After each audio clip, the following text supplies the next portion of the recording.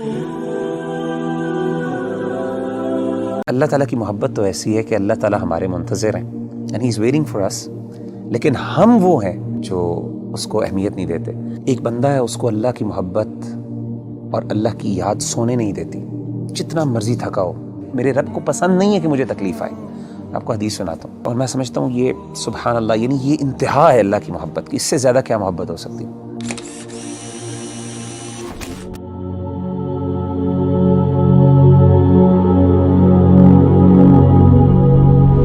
بھائی اس دنیا میں ہر انسان جو ہے نا کسی نہ کسی اسٹرگل میں لگا رہتا ہے، اور اوبویسلی مسلمان ہونے کے ناطے بینگ اے مسلمان کی یہ جد و جہد ہوتی ہے کہ اللہ کی محبت اس کو مل جائے، اللہ سبحانہ و تعالیٰ اس سے محبت کرنے لگ جائے۔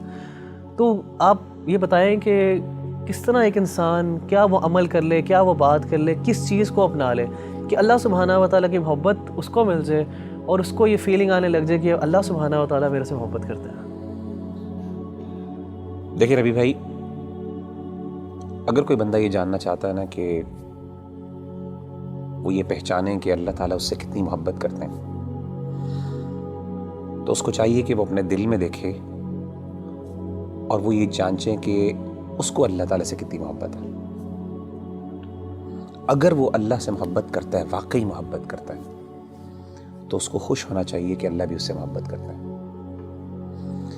یعنی اگر وہ اللہ تعالیٰ کی آیات سنتا ہے، قرآن مجید کی آیات اس کے سامنے پڑھی جاتی ہیں اور اس کی آنکھوں سے آنسو نکل جاتے ہیں، تو اس کا مطلب ہے اس کے دل میں اللہ کے لیے محبت موجود ہے۔ وَإِذَا سَمِعُوا مَا أُنزِلَ إِلَى الرَّسُولِ تَرَىٰ أَعْيُنَهُمْ تَفِيضُ مِنَ الدَّمْعِ مِمَّا عَرَفُوا مِنَ الْحَقِّ۔ اسی طرح اگر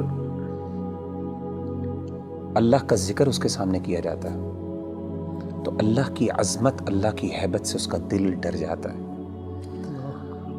اور اس کا ایمان بڑھ جاتا ہے، اور وہ اللہ سے، یعنی اللہ کے بارے میں اس کی ایموشنز وہ بڑھ جاتی ہیں، ایموشنل فیلنگز بڑھ جاتی ہیں، اور وہ چھوٹی اور ہر بڑی چیز میں اللہ پر اعتماد اور توکل کرنے لگتا ہے، تو اس کا مطلب ہے واقعی وہ اللہ سے محبت کرتا ہے۔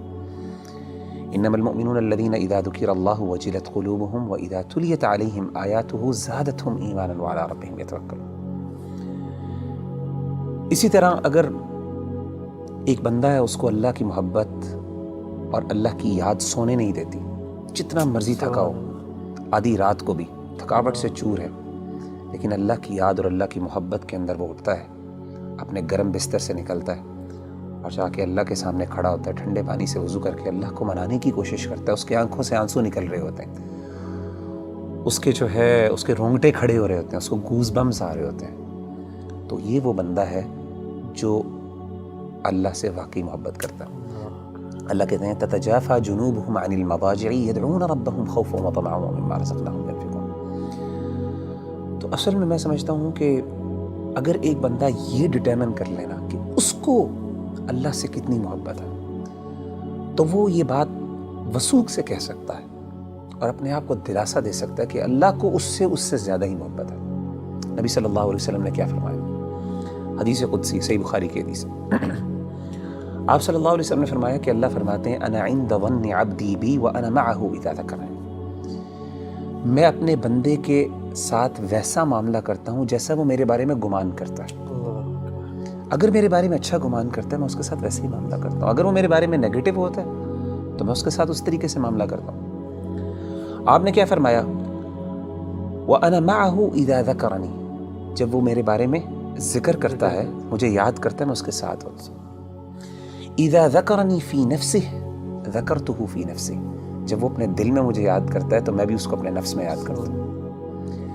وَإِذَا ذَكَرَنِي فِي مَلَئٍ ذَكَرْتُهُ فِي مَلَئٍ خَيْرٍ مِّنْهُمْ، جب وہ اپنے دوستوں کی مجلس میں، اپنے محبت کرنے والوں کی مجلس میں مجھے یاد کرتا ہے تو میں بھی اپنے پسندیدہ لوگوں کی مجلس میں اس کو یاد کرتا ہوں، فرشتوں کی مجلس میں۔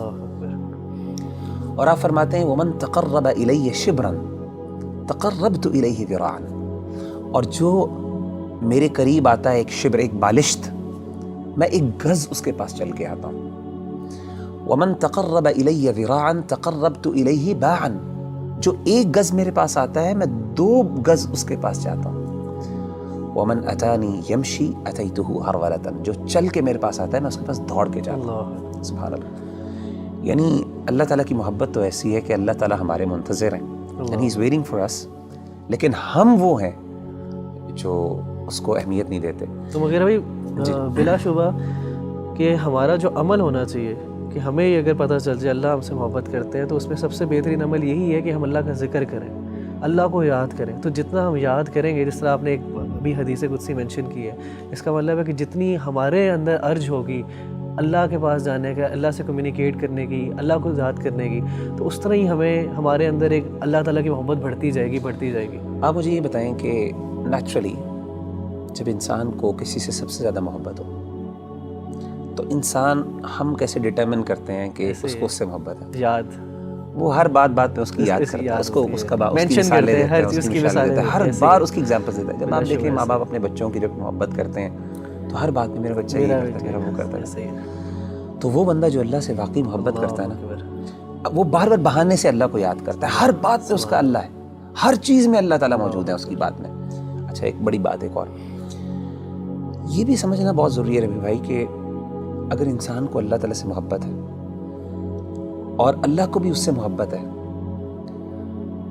تو اس کا مطلب یہ قطعاً نہیں ہے کہ انسان پہ دنیا میں مشکلات نہیں آئیں گی. جیسے آپ نے کہا نا ہر بندہ اسٹرگل کر رہا ہے، اس کی بہت بڑی وجہ یہ ہے کہ اللہ نے ایک نظام بنایا دنیا کے اندر.